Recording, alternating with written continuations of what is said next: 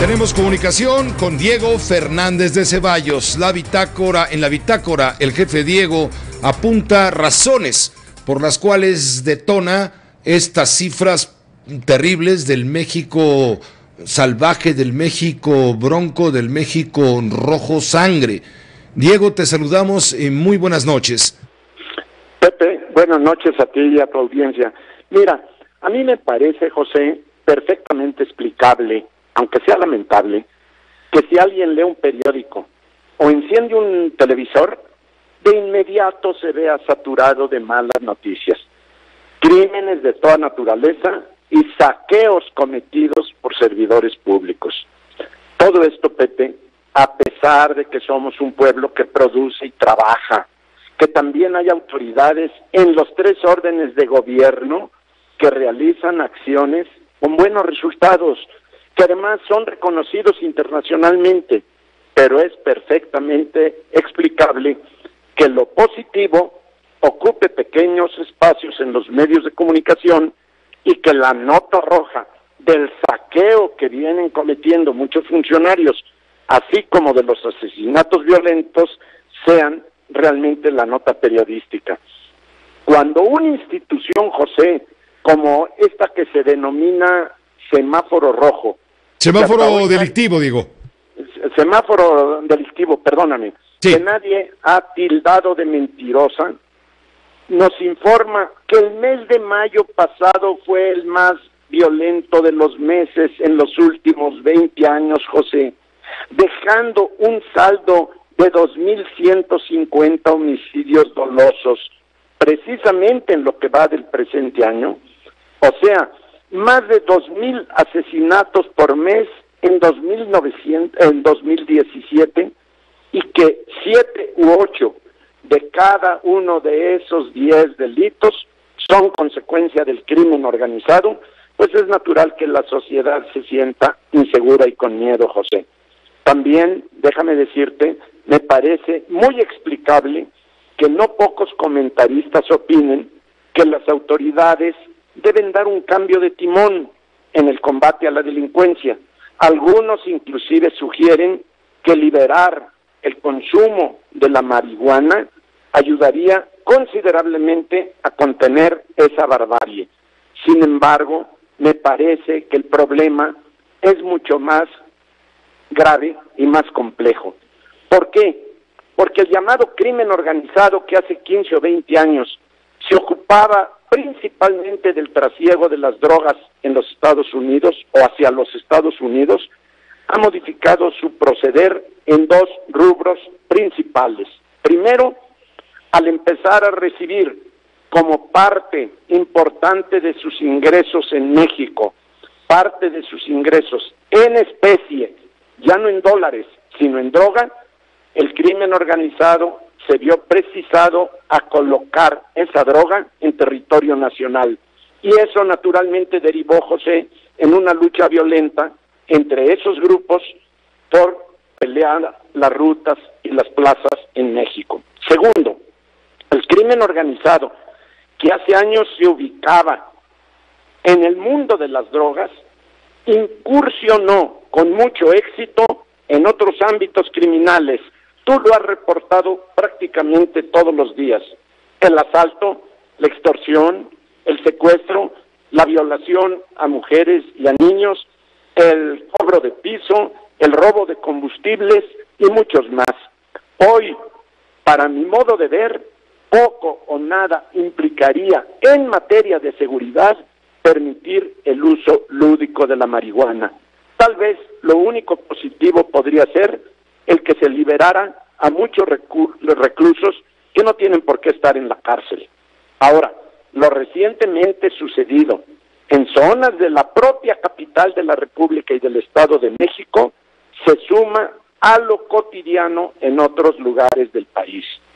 Tuvo que intervenir aquí en la capital de la República la Marina Armada de México, nada más y nada menos que con vehículos artillados, como si estuviéramos, como que estamos en una guerra. ¿Para qué?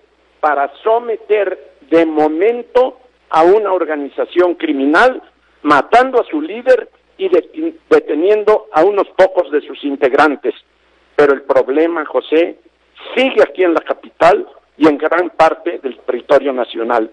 Curiosamente, los que han venido pidiendo el inmediato regreso de los militares a los cuarteles, hoy, ante sucesos como el de la Ciudad de México y de una zona importante del estado vecino, guardan sepulcral silencio, José. Ahorita nadie se escucha decir que la Marina y el Ejército se vayan a sus cuarteles.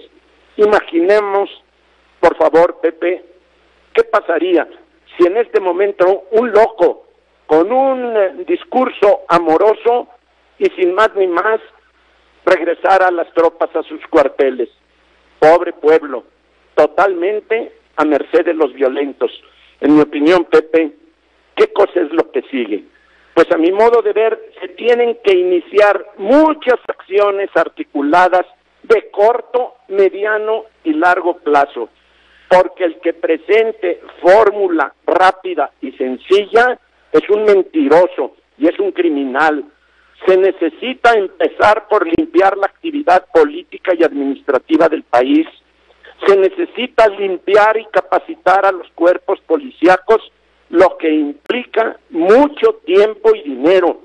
Se necesita avanzar en una cruzada educativa y cultural para formar ciudadanos responsables. Se necesita urgentemente hacer valer el monopolio de la fuerza del Estado, barriendo de arriba abajo a los corruptos y a los violentos. Pepe, que no nos engañemos, el camino es largo y es difícil. Lo único que podemos decir con seguridad y con optimismo es que si comenzamos la tarea ya, terminará más pronto esta noche negra y podrá venir para México ese anhelado amanecer de paz, de concordia, de vida y de trabajo y de prosperidad. Diego, pues te agradezco el comentario. Desde luego queda el pendiente, enorme pendiente, de esta caterva de gobernadores limosneros que piden a la federación que les resuelva todos sus problemas en términos de seguridad, cuando ellos tienen los recursos para poder capacitar, esforzarse en capacitar y mejorar a sus policías, y no solamente eso, no lo hacen, sino no ejercen esos presupuestos que les da la federación.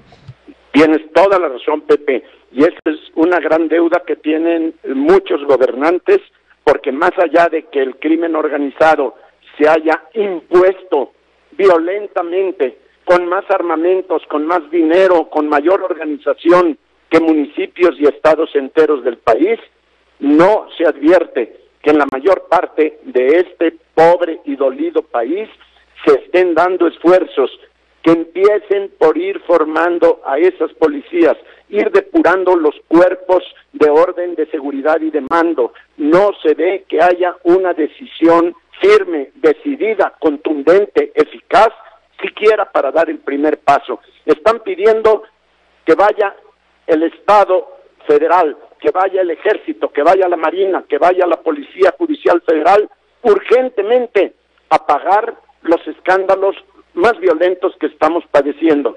Pero ¿dónde se ve ese inicio, esa semilla que se siembre para empezar a organizar todo ese cuerpo de seguridad que necesitamos?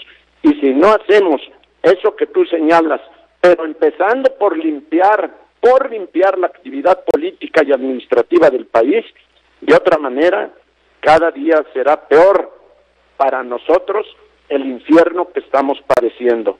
Creo que México necesita ya tomar conciencia de que el camino es largo, es difícil, pero hay que dar ya, sociedad y gobierno, los primeros pasos para merecer y para alcanzar esa paz que tanto necesita el país. Muchas gracias, Diego, como siempre. Un abrazo, adiós. Adiós, un abrazo, Diego Fernández de Ceballos, la bitácora del jefe Diego